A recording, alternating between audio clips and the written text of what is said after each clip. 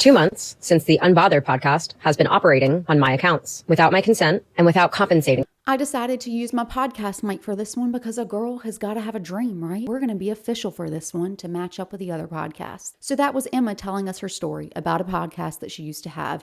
This is truly going to be the short version of what happened. If you want that nitty gritty, then you can go listen to her podcast that she posted. It's a little long. So Emma and Chloe used to have a podcast together and it was called Unhinged. Between all of the platforms, they had about 600,000 followers and both of them made a decent income off of it. They split that shit down the middle 50-50. Emma says, hey, we need to discuss things. I may want to go in a different direction. Allegedly, though, rather than talking it out, Emma finds out her co-host Chloe basically overnight changed the logins to all the social media, deleted any sign of Emma really existing on the page, and then changed the name of all the pages to a new podcast called Unbothered.